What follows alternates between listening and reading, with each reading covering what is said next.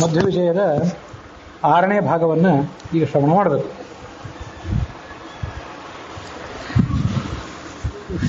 ವೇದ ಮಂತ್ರಗಳಿಂದ ಆ ವಾಯುದೇವನ ಮಹಿಮೆಯನ್ನು ಶ್ರೇಷ್ಠ ದೇವತೆಗಳು ವರ್ಣನೆ ಮಾಡಬೇಕು.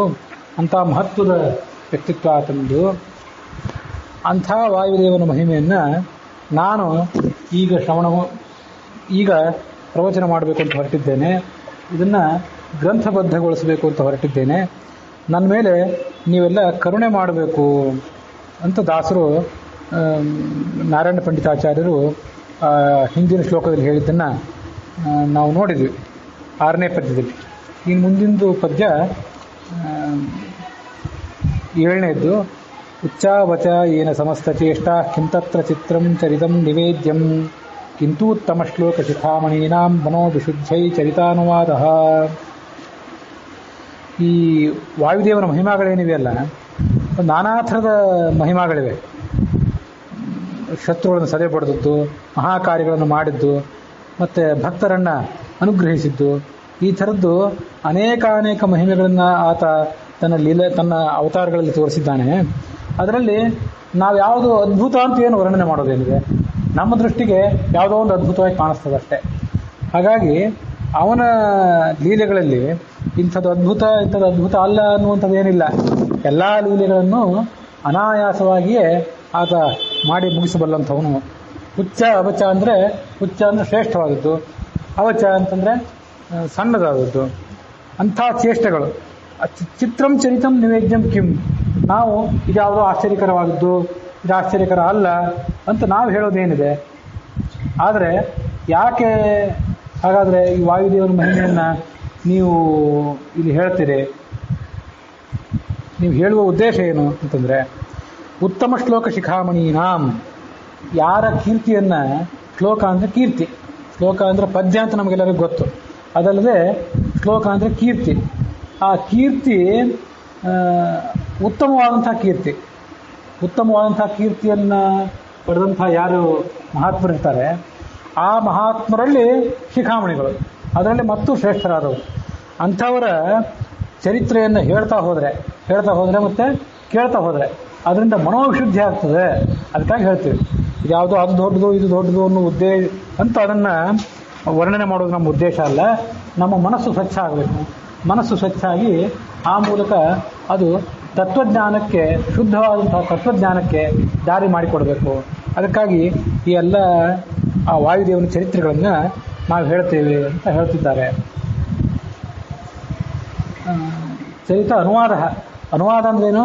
ಈಗಾಗಲೇ ಎಲ್ಲಾದರೂ ಹೇಳಲ್ಪಟ್ಟಿದ್ದನ್ನು ಅನುವಾದ ಅಂತ ಕರೀತಾರೆ. ಹೊಸದಾಗಿ ಹೇಳೋದಾಗಿದ್ದರೆ ಅದನ್ನು ರಚನಾ ಅಂತ ಕರೀತಾರೆ. ಈಗ ಹೊಸ ಕಾವ್ಯವನ್ನು ನಾರಾಯಣ ಪಂಡಿತರೇನು ಮಾಡ್ಲಿಕ್ಕೆ ಹೊರಟಿದ್ದಾರೆ ಅವರು. ಆದರೆ ಶ್ಲೋಕಗಳಷ್ಟೇ ಇವ್ರದ್ದು. ಈಗಾಗಲೇ ಆ ಕಥೆ ಬೇರೆ ಕಡೆ ಬಂದಾಗಿದೆ, ರಾಮಾಯಣ ಮಹಾಭಾರತ ಇತ್ಯಾದಿಗಳಲ್ಲಿ ಬಂದು ಹೋಗಿದೆ. ಆ ಕಥೆಯನ್ನೇ ನಾನು ಅನುವಾದ ಮಾಡ್ತಿದ್ದೇನೆ ಅಂತ ಅವರು ತೋರಿಸ್ಕೋತಿದ್ದಾರೆ. ಮಾಲಾಕೃತಸ್ತಚ್ಚರಿತಾಕ್ಷರತ್ನೈ ರಸೂಕ್ಷ್ಮ ದೃಷ್ಟೇ ಸಕುತೂಹಲಸ್ಯ ಪೂರ್ವಾಪರೀಕಾರ ಮಥಾಪರಂ ವಾ ಶಾಮ್ಯಂತು ಮೇ ಹಂತ ಮುಹುರ್ ಮಹಾಂತಹ.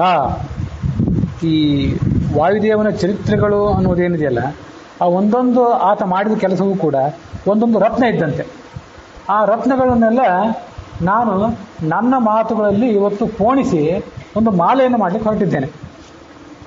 ಮಾಲೆಯನ್ನು ಮಾಡಲಿಕ್ಕೂ ಕೂಡ ಒಂದು ಕೌಶಲ ಬೇಕಾಗ್ತದೆ. ಏಕೆಂದರೆ ಮಾಲೆಯ ಆರಂಭದಲ್ಲಿ ಕುತ್ತಿಗೆಗೆ ಹಾಕ್ಕೊಳ್ಳುವಂಥ ಭಾಗ ಇರ್ತದಲ್ಲ, ಅಲ್ಲಿ ಏನಿರಬೇಕು, ಎದೆ ಮೇಲೆ ಜೋತಾಡುವಂಥ ಭಾಗ ಇರ್ತದಲ್ಲ, ಅಲ್ಲಿ ಯಾವ ರತ್ನ ಇರಬೇಕು.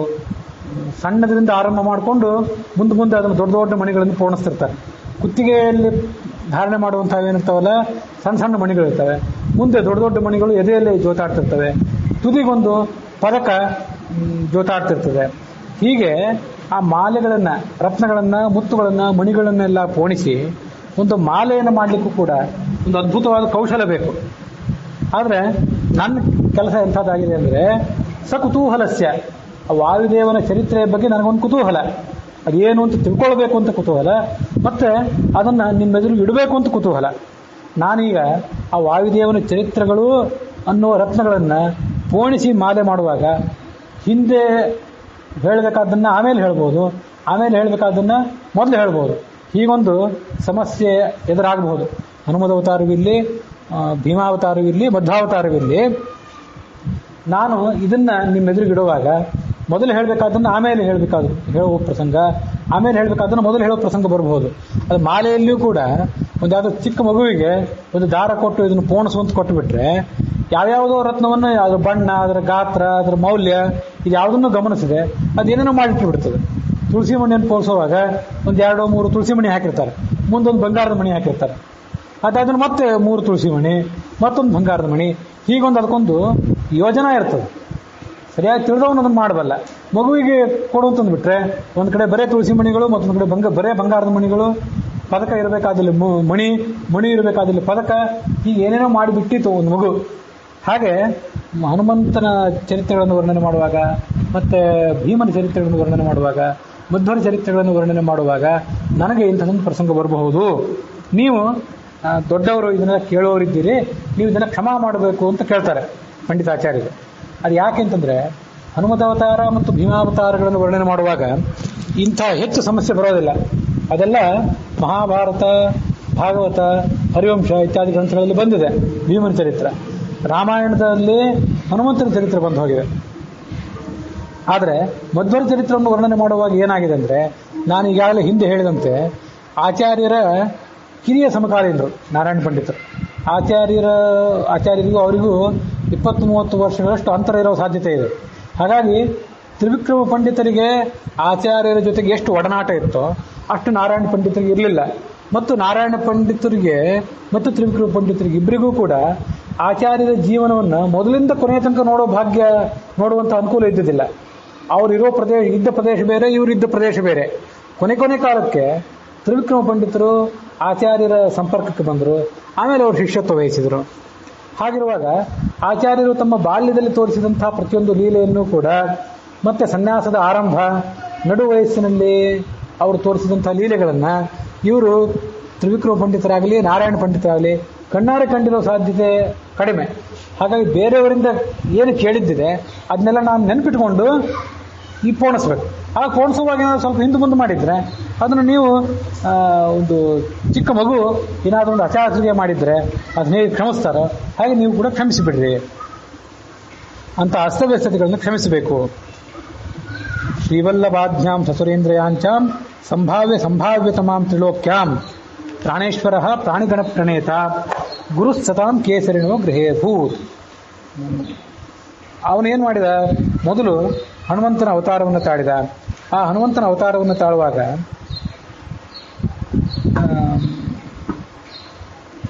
ಪರಮಾತ್ಮ ಆ ವಾಯುದೇವನಿಗೆ ಆಜ್ಞೆ ಮಾಡಿದ. ಹನುಮಂತನ ಅವತಾರವನ್ನು ತಾಳಿ ಈ ಜಗತ್ತಿನಲ್ಲಿ ಏನು ಒಂದು ರಾವಣ ಮೊದಲಾದ ರಾಕ್ಷಸರ ಉಪಟಳ ಮೇರೆ ಮೀರಿದೆ ಅದನ್ನೆಲ್ಲ ದಮನ ಮಾಡಲಿಕ್ಕೆ ಕಪಿಗಳು ಎಲ್ಲರೂ ಕೂಡ ಬೇರೆ ಬೇರೆ ದೇವತೆಗಳೆಲ್ಲರೂ ಕೂಡ ಬೇರೆ ಬೇರೆ ಅವತಾರ ಮಾಡಬೇಕು. ಆಮೇಲೆ ನಾನೂ ಕೂಡ ಸ್ವಯಂ ಅವತಾರ ಮಾಡುವವನಿದ್ದೇನೆ ಅಂತ ಭಗವಂತ ಹೇಳಿದ್ದ. ಶ್ರೀವಲ್ಲಭ ಅಂದ್ರೆ ಭಗವಂತ, ಅವನ ಆಜ್ಞೆ. ಮತ್ತೆ ಸುರೇಂದ್ರ ಯಾಂಚಾಂ, ಉಳಿದ ದೇವತೆಗಳು ಕೂಡ ನೀನು ಹಿರಿಯ ದೇವತೆ ಆದ್ದರಿಂದ ನಿನ್ನ ಮಾರ್ಗದರ್ಶನದಲ್ಲಿ ನಾವೆಲ್ಲರೂ ಕೂಡ ಅವತಾರ ಮಾಡಿ ಮುಂದೆ ಕಾರ್ಯ ಮಾಡುವವರಿದ್ದೇವೆ. ಹೀಗೆ ಭಗವಂತನ ಆಜ್ಞೆ, ದೇವತೆಗಳ ಪ್ರಾರ್ಥನೆ, ಇದನ್ನೆಲ್ಲವನ್ನೂ ಕೂಡ ಆತ ಸ್ವೀಕಾರ ಮಾಡಿದ. ಯಾಕೆಂದ್ರೆ ಭಗವಂತನ ಆಜ್ಞೆ ಅಂತ ಅನ್ನೋದು 3 ಲೋಕದಲ್ಲಿಯೂ ಕೂಡ ತಲೆ ಮೇಲೆ ಇಟ್ಟುಕೊಂಡು ಮಾನ್ಯ ಮಾಡಬೇಕಾದಂತಹ ಆಜ್ಞೆ ಅದು. ಅದನ್ನ ಈ ಪ್ರಾಣಿಗಣ ಪ್ರಣೇತ ಪ್ರಾಣೇಶ್ವರ, ಇವನು ಎಲ್ಲ ಪ್ರಾಣಿಗಳನ್ನು ಕೂಡ ಎಲ್ಲ ಜೀವಗಳ ಒಳಗಿದ್ದು ಅವುಗಳನ್ನು ಪ್ರೇರೇಪಿಸಬೇಕಾದವನು ಅಂತ ಮಹಿಮಾಯಿ ಒಂದು. ಆ ಪ್ರಾಣಿಗಣ ಪ್ರಣೇತ ಅವನೇನಾದ? ಗುರುಹು, ಜಗತ್ತಿಗೆ ಗುರುವಾದವನು. ಕೇಸರಿ ಸತಾಂ ಗುರುಹು, ಸಜ್ಜನರಿಗೆ ಗುರುವಾದವನು. ಕೇಸರಿಣ ಗೃಹೇ ಅಭೂತ್, ಕೇಸರಿ ಅಂತ ಒಬ್ಬ ವಾನರ ರಾಜ ಇದ್ದ. ಅವನ ಗೃಹ ಅಂದ್ರೆ ಮನೆಯಲ್ಲಿ ಹುಟ್ಟಿದ. ಮನೆ ಅಂದ್ರೆ ಗೃಹಿಣಿ ಗೃಹ ಮುಚ್ಚತೆ, ಹೆಂಡತಿಗೆ ನಿಜವಾದ ಮನೆ ಅಂತಂತಾರೆ. ಆ ಕೇಸರಿ ಅನ್ನುವ ವಾನರ ನಾಯಕನ ಪತ್ನಿಯಾದಂಥ ಅಂಜನಾದೇವಿ ಅಂತ ಒಬ್ಬಳಿದ್ರು. ಅವಳಲ್ಲಿ ಈತ ಜನ್ಮವನ್ನು ತಾಳಿದ. ಭಾವಪ್ರಕಾಶಿಕ ಭರದ್ವಾಜ ಮೊದಲಾದ ಋಷಿಗಳು ಆ ಕೇಸರಿಯನ್ನು ಹೇಗೆ ಅನುಗ್ರಹಿಸಿದರು ಅಂತನ್ನೋದಕ್ಕೆ ಒಂದು ಪುರಾಣದ ಶ್ಲೋಕವನ್ನ, ಎಲ್ಲೋ ಬೇರೆ ಶಾಸ್ತ್ರದಲ್ಲಿ ಬಂದಿರುವಂತಹ ಒಂದು ಶ್ಲೋಕವನ್ನ ಉದಾಹರಣೆ ಕೊಡ್ತದೆ. ತೀರ್ಥವಿಘ್ನಕರಂ ದುಷ್ಟಗಜಂ ಹತ್ವಾ ಪ್ರತೋಷಿತಾಃ ಭರದ್ವಾಜಾದಯೋ ಧನ್ಯಂ ಪುತ್ರಂ ಕೇಸರಿಣೋ ದದುಹು. ವಾಲ್ಮೀಕಿ ರಾಮಾಯಣದಲ್ಲೇ ಬಂದಿರಬಹುದು, ನನಗೆ ನೆನಪಿಲ್ಲ ಅಷ್ಟೇ. ಮತ್ತು ಯಾವುದೋ ಪುರಾಣದಲ್ಲೂ ಇದ್ದಿತ್ತು ಅಂತ ನೆನಪು. ಈ ಭರದ್ವಾಜ ಮೊದಲಾದ ಋಷಿಗಳಿದ್ರು, ಅವರೆಲ್ಲ ಒಂದು ಬಾರಿ ತೀರ್ಥಯಾತ್ರೆ ಮಾಡ್ಲಿಕ್ಕೆ ಹೊರಟಿದ್ರು. ಆವಾಗ ಅಲ್ಲೊಂದು ದುಷ್ಟ ಆನೆ, ರಾಕ್ಷಸಾವೇಶವುಳ್ಳಂತಹ ಆನೆ ಅವರಿಗೆ ತೊಂದರೆ ಕೊಟ್ಟಿತ್ತು. ಈ ಕೇಸರಿ ಅನ್ನುವವನು ಆ ಆನೆಯನ್ನ ಸಂಹಾರ ಮಾಡಿ ಇವರ ತೀರ್ಥಯಾತ್ರೆಗೆ ಬಂದಂತಹ ವಿಘ್ನವನ್ನು ಪರಿಹಾರ ಮಾಡಿದ್ದ. ಆಗ ಅವರು ಒಬ್ಬ ಶ್ರೇಷ್ಠ ಪುತ್ರನಿಗೆ ಜನಿಸ್ತಾನೆ ಅಂತ ಆ ಕೇಸರಿಗೆ ಆಶೀರ್ವಾದ ಮಾಡಿದರು. ಆಮೇಲೆ ಅಂಜನಾದೇವಿ ವಾಯುದೇವನ ಆಶೀರ್ವಾದದಿಂದ ಈ ಹನುಮಂತನನ್ನ ಪ್ರಸವಿಸಿದಳು. ಇದು ಆ ಪುರಾಣದಲ್ಲಿ ಬಂದಿರುವಂಥ ಒಂದು ಕಥಾ. ಭರದ್ವಾಜಾದಯೋ ಧನ್ಯಂ ಪುತ್ರಂ ಕೇಸರಿನೋ ದದುಹು ಅಂತ ಇದು ರಾಮಾಯಣ ಇತ್ಯಾದಿ ಗ್ರಂಥಗಳಲ್ಲಿ ಬಂದಿರುವಂಥ ಮಾತು. ಗುರುಹು ಸತಾಂ ಕೇಸರಿನೋ ಗೃಹೇ ಭೂತ್. ಅವನಿಗೆ ಹನುಮಂತ ಅಂತ ಹೆಸರಿಟ್ರು. ಯೇ ಯೇ ಗುಣಾನಾಮ ಜಗತ್ ಪ್ರಸಿದ್ಧ ಯಂತೇಷು ತೇಷು ಸ್ಮ ನಿದರ್ಶಯಂತೆ ಸಾಕ್ಷಾತ್ ಮಹಾಭಾಗವತ ಪ್ರಬರ್ಹಂ ಶ್ರೀಮಂತಮೇನಂ ಹನುಮಂತ ಮಾಹುಹು. ಜಗತ್ತಿನಲ್ಲಿ ದೊಡ್ಡ ದೊಡ್ಡ ಗುಣಗಳು ಅಂತ ಏನು ಪಟ್ಟಿ ಮಾಡ್ತಾರಲ್ಲ, ಸಜ್ಜನರಲ್ಲಿ ದೊಡ್ಡ ವ್ಯಕ್ತಿಯಲ್ಲಿ ಇರಬೇಕಾದಂಥ ಗುಣಗಳು ಅಂದರೆ ಇಂತಿಂಥ ಗುಣಗಳು, ಜಗತ್ ಪ್ರಸಿದ್ಧವಾದಂಥ ಗುಣಗಳು. ಆ ಗುಣಗಳು ಅಂತ ಏನೇನಿವೆ, ಆ ಗುಣಗಳೆಲ್ಲವೂ ಎಲ್ಲಿವೆ ಅಂತ ಪ್ರಶ್ನೆ ಬರ್ಬೋದಲ್ಲ. ಇಂತಿಂಥ ಗುಣಗಳ ಪಟ್ಟಿ ಏನೋ ಮಾಡ್ತೀರಿ, ಆ ಗುಣಗಳು ಎಲ್ಲಾದರೂ ಒಂದು ಕಡೆ ಇದ್ರೆ ಅದನ್ನು ಹೇಳ್ರಿ ಅಂತ ಪ್ರಶ್ನೆ ಬಂದರೆ, ಎಂ ತೇಷು ತೇಷು ಸ್ಮ ನಿದರ್ಶಯಂತಿ. ಹನುಮಂತನನ್ನು ನೋಡ್ರಿ, ಆ ಎಲ್ಲ ಗುಣಗಳಿಗೂ ಆಶ್ರಯೀಭೂತವಾದಂಥ ವ್ಯಕ್ತಿತ್ವ ಒಂದು ಅಂತ ತೋರಿಸ್ತಾರೆ. ಇದು ನಮಗೆ ರಾಮಾಯಣದಲ್ಲಿ ಕೂಡ ಬಂದಿತ್ತು. ಕೋನ್ವಸ್ಮಿನ್ ಸಾಂಪ್ರತಂ ಲೋಕೆ ಗುಣವಾನ್ ಕಶ್ಚ ವೀರ್ಯವಾನ್. ವಾಲ್ಮೀಕಿ ಮಹರ್ಷಿ ನಾರದರನ್ನು ಕೇಳಿದ್ದ, ಈಗಿನ ಕಾಲದಲ್ಲಿ ನಾವು ಬದುಕಿರುವಂಥ ಕಾಲದಲ್ಲಿ ಅತ್ಯಂತ ಗುಣಶಾಲಿಯಾದಂಥ ಮಹಾ ವ್ಯಕ್ತಿ ಯಾರ್ಯಾರು ಇದ್ದರೆ ಅವನ ಬಗ್ಗೆ ಹೇಳ್ರಿ ಅಂತ ಕೇಳಿದ್ರು ಅವರು. ಆಗ ನಾರದರು ಆ ರಾಮನ ಗುಣಗಳನ್ನು ಎಲ್ಲ ಹೇಳಿ ಅವನ ಚರಿತ್ರೆಯನ್ನು ನೀವು ವರ್ಣನೆ ಮಾಡಿರಿ ಅಂತ ತೋರಿಸಿದ್ರು. ಹೀಗೆ ಪರತತ್ವ ಏನಿದೆ, ಭಗವತ್ ತತ್ವ, ಅದು ಎಲ್ಲ ಗುಣಗಳನ್ನು ಪಡ್ಕೊಂಡಂಥ ವ್ಯಕ್ತಿತ್ವ, ಅದು ಸರ್ವಗುಣ ಪೂರ್ಣವಾದಂಥ ವ್ಯಕ್ತಿತ್ವ. ಅದಾದ ಬಳಿಕ ಸಾಧಕರು ಅನ್ನೋರೇನಿದ್ದಾರಲ್ಲ, ಭಗವಂತ ನಿತ್ಯ ಮುಕ್ತನಾದವನು, ಸಾಧಕರಾದವರೇನಿದ್ದ ಜೀವರಿದ್ದಾರಲ್ಲ, ಆ ಜೀವರಲ್ಲಿ ಹಿರಿಯ ವ್ಯಕ್ತಿತ್ವ ಈ ಪ್ರಾಣಂದೇನಿದೆಯಲ್ಲ, ಇದು ಆ ಎಲ್ಲ ಗುಣಗಳನ್ನು ಪಡೆದುಕೊಂಡಂಥ ವ್ಯಕ್ತಿತ್ವ ಭಗವಂತನ ಬಳಿಕ. ಜಗತ್ ಪ್ರಸಿದ್ಧವಾದ ಗುಣಗಳಿಗೆಲ್ಲವೂ ಕೂಡ ಈತ ನಿದರ್ಶನ. ಮತ್ತು ಮಹಾಭಾಗವತ ಪ್ರಬರ್ಹ. ಪ್ರಬರ್ಹ ಅಂತಂದ್ರೆ ಶ್ರೇಷ್ಠ ಅಂತ ಅರ್ಥ. ಎಲ್ಲ ಗುಣಗಳನ್ನು ಕೂಡ ಆತ ಪಡ್ಕೊಂಡಂಥವನು, ಭಾಗವತರಲ್ಲಿ ಶ್ರೇಷ್ಠನಾದವನು ಕೂಡ. ಶ್ರೀಮಂತ, ಈತ ಜ್ಞಾನಿಯಾದವನು ಮತ್ತು ಕಾಂತಿಯುಕ್ತನಾದವನು, ಸೌಂದರ್ಯ ಇದ್ದವನು. ಶ್ರೀ ಅಂದರೆ ಭಗವಂತನ ಅನುಗ್ರಹ, ಆ ಅನುಗ್ರಹಕ್ಕೂ ಪಾತ್ರನಾದವನು. ಇವನನ್ನು ಹನುಮಂತ ಅಂತ ಕರೀತಾರೆ. ನಾನು ಆವಾಗಲೂ ಹೇಳಿದ್ದೆ ರಾಮಾಯಣ ಹೇಳುವಾಗ, ಹನುಮಂತ ಅಂತ ದೀರ್ಘನೂ ಕರಿಬಹುದು, ಹನುಮಂತ ಅಂತ ಹರಸ್ವನೂ ಕರಿಬಹುದು. ಅದನ್ನು ಅಸೌ ಹನುಮನ್ನವಾರಿದವಸೌ ಅಂತ ಇಲ್ಲೇ ನಾರಾಯಣ ಪಂಡಿತರು ಹನುಮಾನ್ ಅಂತ ದೀರ್ಘವಾಗಿ ಪ್ರಯೋಗ ಮಾಡ್ತಾರೆ. ಇಲ್ಲಿ ಹನುಮಂತ ಮಾಹು ಅಂತ ಹನು ಅಂತ ಹ್ರಸ್ವವಾಗಿ ಕೂಡ ಪ್ರಯೋಗ ಮಾಡ್ತಾರೆ. ಹಾಗಾಗಿ ಎರಡೂ ಶಬ್ದಗಳನ್ನು ಕೂಡ ನಾವು ಪ್ರಯೋಗ ಮಾಡಬಹುದು.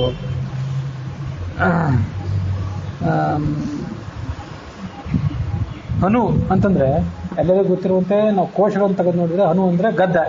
ಆ ಮುಖ, ಆತನ ಕೆನ್ನೆ ಬಹಳ ಸುಂದರವಾಗಿತ್ತು ಮತ್ತು ಉಬ್ಬಿತ್ತು ಆಯುಧದ ಏಟಿಗೆ, ಇಂದ್ರನ ಆಯುಧದ ಏಟಿಗೆ ಅನ್ನೋ ಕಾರಣಕ್ಕಾಗಿ ಆತನನ್ನು ಹನುಮಂತ ಅಂತ ಹೇಳಬೇಕು ಅಂತ ಉಳಿದ ಕಡೆ ಎಲ್ಲ ಹೇಳ್ತಾರೆ.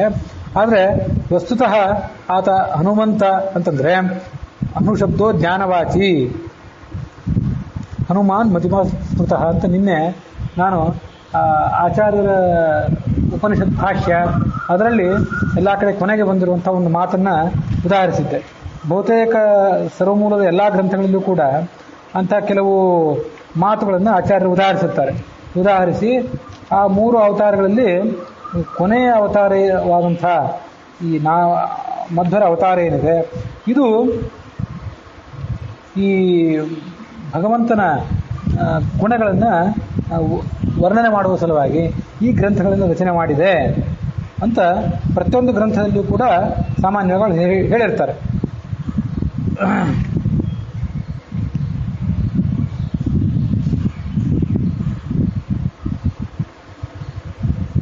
ತೃತೀಯಾಮಸ್ಯ ವೃಷಭಸ್ಯ ದೋಹಸೆ ದಶಪ್ರಮತಿಂ ಜನಯಂತ ಯೋಷಾಣ ಅಂತ ನಿನ್ನೇನು ಹೇಳಿದ್ನಲ್ಲ, ಅದೇ ಮಾತು ಉಪನಿಷತ್ ಭಾಷೆಯಲ್ಲೂ ಬಂದಿದೆ, ಮತ್ತು ಈ ತಾತ್ಪರ್ಯ ನಿರ್ಣಯ ಇತ್ಯಾದಿ ಕಡೆಗಳಲ್ಲಿ ಕೂಡ ಬಂದಿದೆ.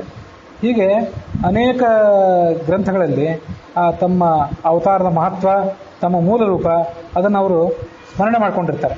ಹೀಗಾಗಿ ಹನು ಶಬ್ದೋ ಜ್ಞಾನವಾಚಿ. ಹನು ಅನ್ನೋ ಶಬ್ದಕ್ಕೆ ಜ್ಞಾನ ಅಂತ ಅರ್ಥ. ಆ ಜ್ಞಾನ ಅಂತಾದ್ರಿಂದ ಹನುಮಾನ್ ಅಂದರೆ ಜ್ಞಾನವುಳ್ಳವನು ಅಂತ ಅರ್ಥ. ಅಲ್ಲಿ ಮೂಲ ಧಾತು ಏನಿದೆಯಲ್ಲ, ಹನ ಅಂತ ಧಾತು. ಹನ ಅನ್ನೋ ಧಾತುವಿಗೆ ಹಿಂಸೆ ಮಾಡುವವನು ಮತ್ತು ಜ್ಞಾನವುಳ್ಳವನು ಎರಡೂ ಅರ್ಥ. ಹನ ಹಿಂಸಾಗತ್ಯೋ ಅಂತ ಮೂಲ ಕ್ರಿಯಾಪದ. ಹಾಗಾಗಿ ಯಾರು ರಾಕ್ಷಸರನ್ನು ಸದೆ ಬಡಿತಾನೆ ಆ ಕಾರಣಕ್ಕಾಗಿ ಆತ ಹನುಮಾನ್.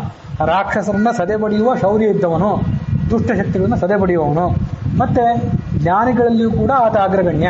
ಆ ಕಾರಣಕ್ಕಾಗಿಯೂ ಆತ ಹನುಮಾನ್ ಅಂತ ನಾವು ನೋಡಬಹುದು. ಅಲ್ಲಿ ಹೂ ಅಂತಿದೆಯಲ್ಲ, ಹನ ಅಂತ ಮೂಲ. ಹೂ ಅನ್ನೋದು ಏನಿದೆಯಲ್ಲ ಅದು ಸ್ವಭಾವ ಅಂತ ಒಂದು ಸೂಚನೆ ಮಾಡ್ತದೆ. ಇದು ಆಚಾರ್ಯರು ಐತರೇಯ ಉಪನಿಷತ್ತಿನ ಭಾಷ್ಯದಲ್ಲಿ ಒಂದು ಕಡೆ ಹೇಳ್ತಾರೆ. ವಿಷ್ಣು ಅಂತ ಶಬ್ದ ಇದೆಯಲ್ಲ, ವಿ ಅಂತಂದರೆ ವಿಶೇಷವಾಗಿ ಅಂತ ಅರ್ಥ, ಹೆಚ್ಚಾಗಿ ಅಂತ ಅರ್ಥ. ನ ಮತ್ತು ಶ ಇವೆರಡು ಇವೆಯಲ್ಲ, ನಕ್ಕೆ ಬಲ ಅಂತ ಅರ್ಥ. ಶಕಾರಕ್ಕೆ ಎಲ್ಲರಿಗೂ ನಿಯಾಮಕನಾದವು ಮತ್ತು ಎಲ್ಲರಿಗೂ ಗುಣಗಳಿಂದ ಎಲ್ಲ ಗುಣಗಳಿಂದಲೂ ಪೂರ್ಣನಾದವನು, ಹೀಗೆ ಅರ್ಥ ಅದಕ್ಕೆ. ನಕಾರೋ ಬಲಂ, ಶಕಾರ ಪ್ರಾಣ ಆತ್ಮ ಅಂತ ಐತರೇಯ ಉಪನಿಷತ್ತಿನ ವಾಕ್ಯವೇ ಇದೆ. ಹಾಗಾಗಿ ವಿ ಶ ನ ವು ಇಷ್ಟು ಒಟ್ಟು ಅಲ್ಲಿರುವಂಥದ್ದು.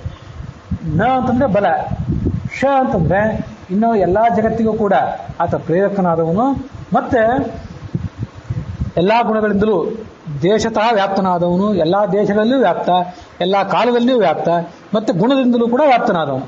ಇದಿಷ್ಟು ಅರ್ಥವನ್ನು ಶ ಮತ್ತು ನಗಳು ಹೇಳ್ತವೆ.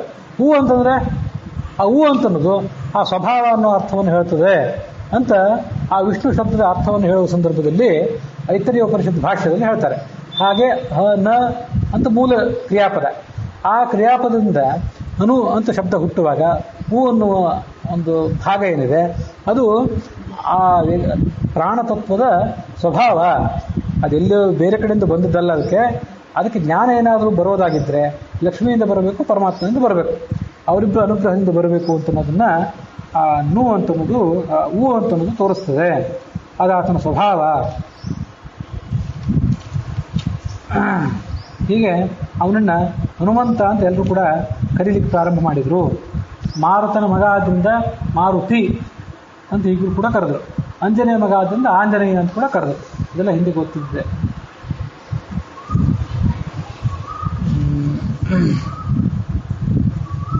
ನಾವಿವತ್ತೇ ಆ ಹನುಮಂತನ ಜನನ ನೋಡಿದಂತಾಯಿತು. ಹನುಮಂತನ ಜನನ ನಾಳೆ ಇದೆ, ಆದರೂ ಒಂದು ದಿವಸ ಮುಂಚಿತವಾಗಿ ಆ ಹನುಮಂತನ ಜನನವನ್ನು ನೋಡಿದಂತಾಯಿತು. ಕರ್ಮಾಣಿ ಕುರ್ವನ್ ಪರಮಾದ್ಭುತಾನಿ ಸಭಾಸು ದೈವೀಷು ಸಭಾಜಿತಾನಿ ಸುಗ್ರೀವಮಿತ್ರಂ ಸ ಜಗತ್ಪವಿತ್ರಂ ರಮಾಪತಿಂ ರಾಮತನುಂ ದದರ್ಶ. ಆತ ಜನಿಸಿದ ಮೇಲೆ ನಾನಾ ಥರದ ಲೀಲೆಗಳನ್ನು ತೋರಿಸಿದ. ಕರ್ಮಗಳು ಅಂದರೆ ಲೀಲೆಗಳು. ಆ ಲೀಲೆಗಳನ್ನು ತೋರಿಸಿದ. ಎಂಥ ಲೀಲೆಗಳು ಅಂತಂದರೆ ದೈವೀಷು ಸಭಾಸು ಸಭಾಜಿತಾನಿ.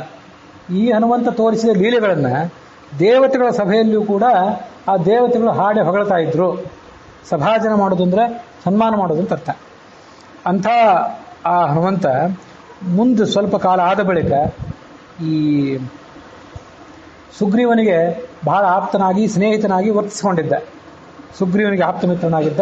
ಸುಗ್ರೀವನನ್ನು ಅವನ ಅಣ್ಣ ವಾಲಿ ಹೊಡೆದು ಓಡಿಸಿದ್ದ ಹೊರಗೆ. ಅವರಿಬ್ಬರಲ್ಲಿ ಭಿನ್ನಾಭಿಪ್ರಾಯ ಬಂದಿತ್ತು. ಅದೆಲ್ಲ ಕಥಾ ಗೊತ್ತಿದ್ದೇ ಇದೆ. ಹಾಗಾಗಿ ಆ ಸುಗ್ರೀವನಿಗೆ ಮಿತ್ರನಾಗಿ ಈ ಹನುಮಂತ ಇದ್ದ. ಅಂಥ ಹನುಮಂತ ಜಗತ್ಪವಿತ್ರಂ ರಮಾಪತಿಂ ರಾಮತನುಂ ರಮಾಪತಿಂ ದದರ್ಶ.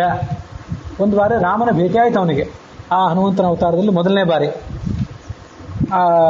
ರಾಮತನು, ರಾಮ ಅನ್ನುವಂಥ ಒಂದು ಅವತಾರ. ಯಾರಾತ? ರಮಗೆ ಲಕ್ಷ್ಮೀದೇವಿಗೆ ಪತಿ ಮತ್ತು ಜಗತ್ ಪವಿತ್ರ, ಜಗತ್ತನ್ನು ಪವಿತ್ರಗೊಳಿಸುವಂಥ ವ್ಯಕ್ತಿತ್ವ ಆತಂದು. ರಾಮ ಅಂತ ಶಬ್ದ ಬಂತು.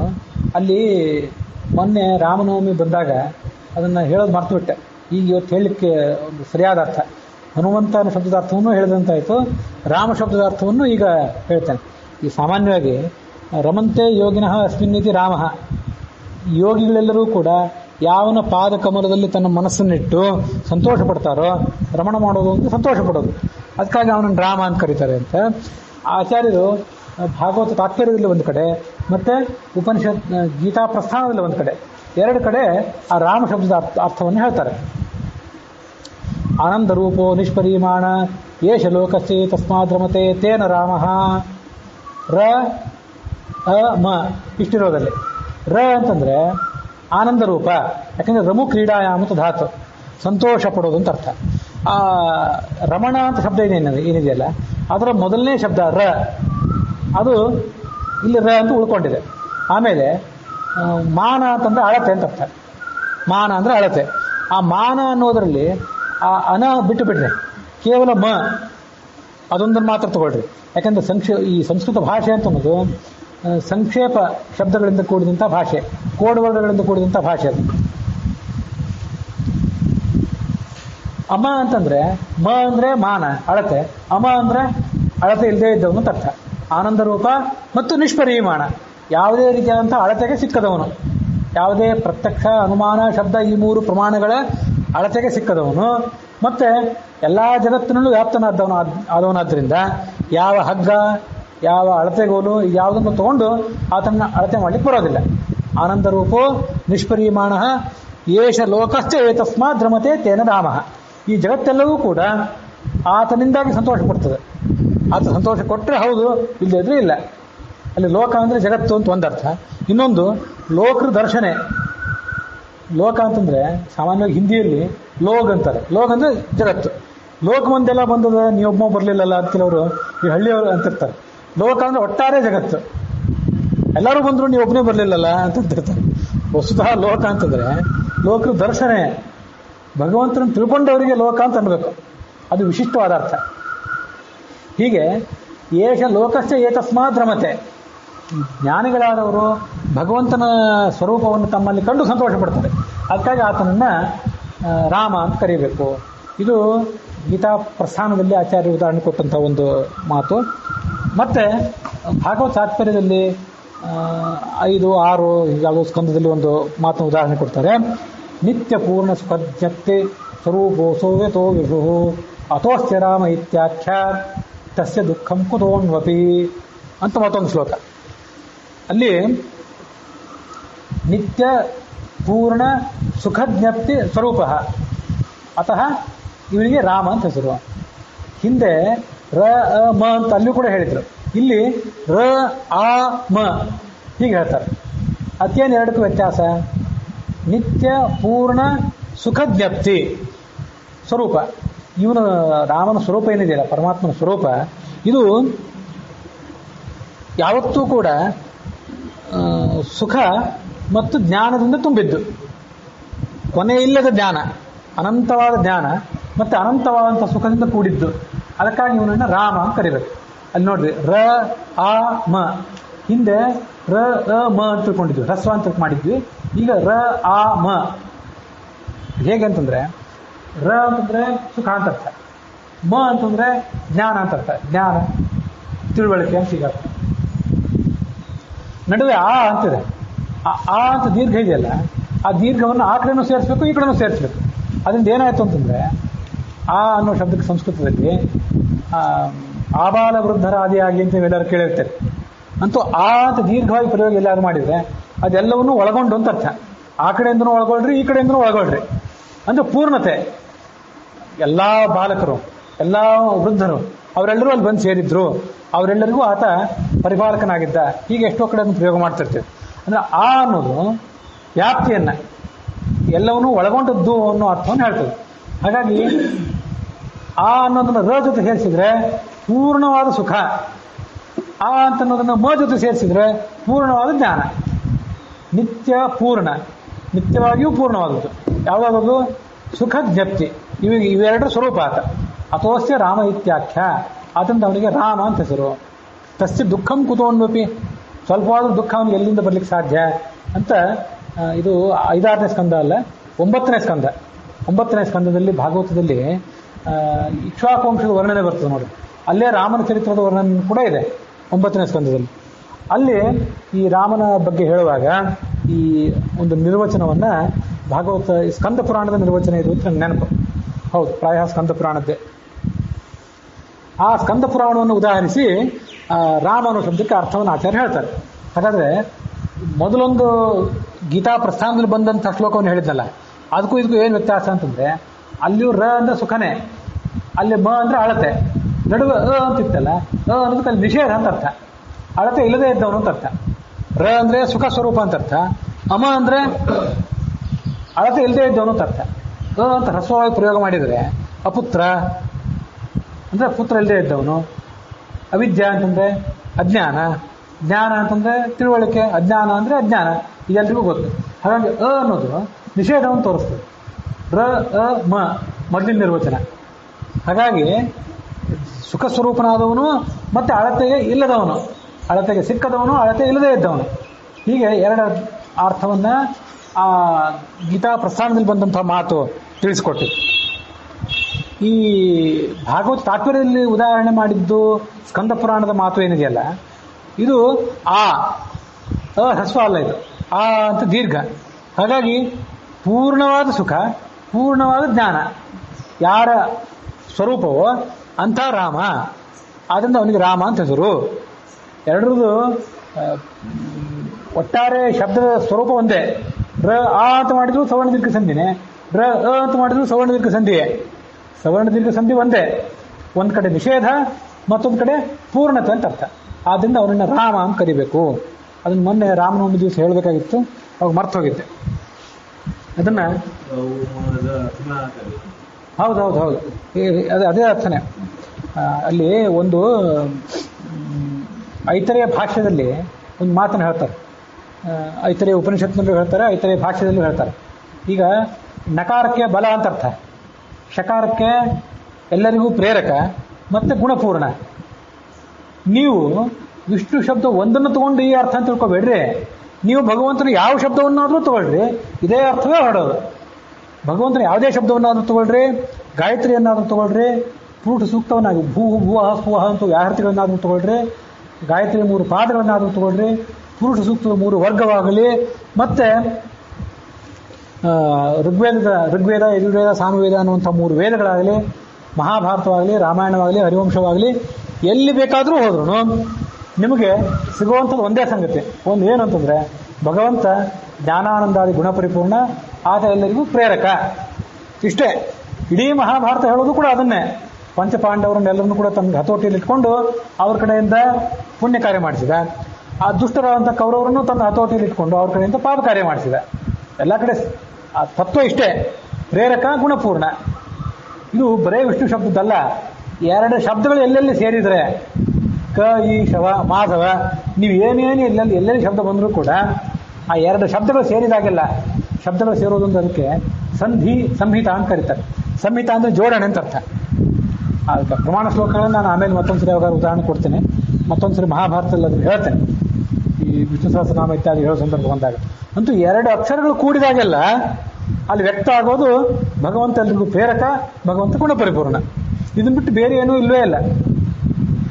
ಸರ್ವೋತ್ಕರ್ಷೆ ದೇವದೇವಸ್ಯ ವಿಷ್ಣು ಮಹಾ ತಾತ್ಪರ್ಯಂ ನೈವ ಚಾನ್ಯತ್ರ ಸತ್ಯಂ. ಇದು ಆಚಾರ್ಯ ತತ್ವೋದ್ಯೋಗದಲ್ಲಿ ಉದಾಹರಣೆ ಕೊಟ್ಟಂಥ ಒಂದು ಮಾತು. ಎಲ್ಲಾ ಶಾಸ್ತ್ರಗಳು ಏನು ತಾತ್ಪರ್ಯ?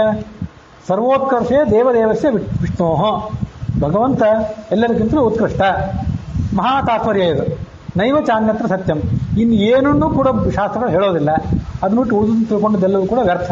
ಯಾವುದೋ ಕರ್ಮ, ಯಜ್ಞ, ಸೋಮರಸ, ಇಟ್ಟಿಗೆಗಳು, ಆಹುತಿಗಳು, ಇದ್ಯಾವುದೂ ಕೂಡ ವೇದ ತಾತ್ಪರ್ಯ ಅಲ್ಲ. ಅದನ್ನೆಲ್ಲವನ್ನೂ ಕೂಡ ಹೇಳಿ ಇದೆಲ್ಲವೂ ಭಗವಂತನಿಗಾಗಿರೋದು ಅಂತ ಭಗವಂತನ ಮಹಿಮೆಯನ್ನು ಹೇಳೋದು ಎಲ್ಲ ಶಾಸ್ತ್ರಗಳ ತಾತ್ಪರ್ಯ. ತತ್ಪ್ರೀಣನಾನ್ ಮೋಕ್ಷಮಾಪ್ನೋತಿ ಸರ್ವ, ಭಗವಂತನ ಗುಣೋತ್ಕರ್ಷವನ್ನು ತಿಳ್ಕೊಂಡು ಆ ಭಗವಂತನನ್ನು ಮೆಚ್ಚಿಸಿದರೆ ಆತ ಸದ್ಗತಿಯನ್ನು ಪಡ್ಕೋತಾನೆ. ಇದು ಶಾಸ್ತ್ರಗಳ ಉದ್ದೇಶ. ನಾವು ಅದನ್ನ ಅರ್ಥಕೊಳ್ಬೇಕಾದದ್ದು. ರಮಾಪತಿಂ ರಾಮತನುಂ ದದರ್ಶ. ರಾಮ ಅಂತ ಹೆಸರಿನ ಲಕ್ಷ್ಮೀಪತಿಯಾದಂಥ ರಾಮನನ್ನ ಭಗವಂತನನ್ನ ಆತ ನೋಡಿದ ಅನ್ನುವಲ್ಲಿಗೆ ಈ ಮಧ್ವ ವಿಜಯದ ಮೊದಲನೇ ಸರ್ಗದ 11 ಪದ್ಯಗಳು ಸಮಾಪ್ತಿಯನ್ನು ಕಂಡಿವೆ.